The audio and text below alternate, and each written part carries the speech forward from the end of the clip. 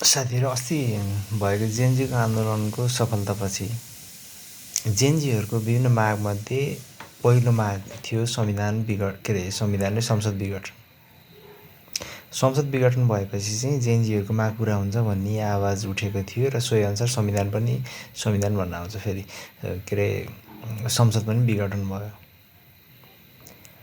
त्यो बेला तत्काल चाहिँ संसद विघटन भएर जेएनजीहरूको माग सम्बोधन हुन्छ होला, सोही अनुसार अघि बढ्छ होला, देशले निकास पाउँछ होला, प्रत्यक्ष कार्यकारीको निर्वाचन हुन्छ होला, जेएनजीहरूले जे माग गरेको थियो सोही अनुसार अब देश अघि बढ्छ होला जस्तो लागेको थियो। आज यसो सोच्दाखेरि कता मलाई लागेको मात्रै है, संसद विघटन नगरेको भए चाहिँ जेएनजीहरूको माग पुरा हुन्थ्यो जस्तो लाग्यो क्या आज। किन भन्नुहुन्छ भन्दाखेरि कारण छ।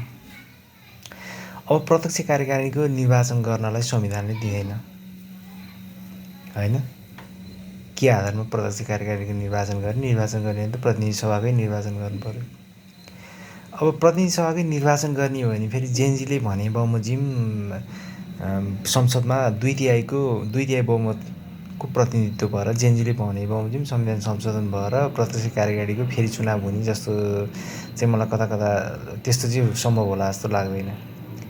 संसद विघटन नगरेको भए चाहिँ जेएनजीको माग कसरी पुरा हुन्थ्यो भन्दाखेरि तत्कालीन अवस्थामा चाहिँ संसद विघटन नगरेर संसद आह्वान गरेर संसदको अधिवेशन आह्वान गरेर देश त्यस्तो उग्र भएको थियो, फलाम तातेको थियो। फलाम तातेपछि एक हम्बर हान्ने बित्तिकै साइजमा आइहाल्छ, त्यही अवस्था थियो। एकदम माहौल तातेको थियो, सबैतिर चारैतिर प्रेसर थियो।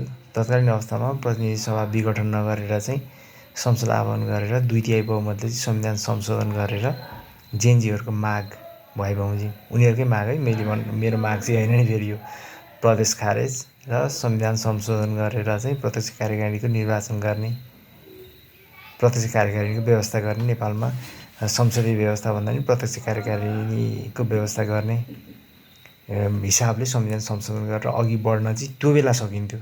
संसद विघटन नगरेको भए चाहिँ दुई तिहाई बहुमतले संविधान संशोधन गरेर। अब संसद विघटन गरिसक्यो, संसद विघटन गरिसकेपछि कसरी संविधान संशोधन गर्ने, त्यसको के छ उपाय? मलाई त त्यस धेरै नलेज छैन। यो संविधानविदहरूलाई होला यो बारेमा नलेज।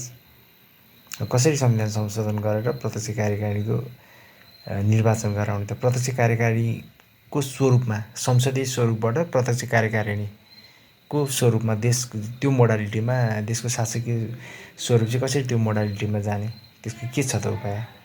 केही छ त? छ भने हजुरहरूले कमेन्ट गर्नु होला। मलाई त त्यति धेरै डेप्थमा नलेज छैन।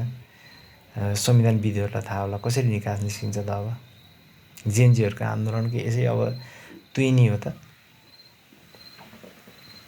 आन्दोलन तुइनी भन्दा पनि जेएनजीहरूको माग त्यत्तिकै अब यसै डिसमिस हुने हो त। खासाखुसु यसो गर उसो गरे यत्तिकै अब सकिने हो त।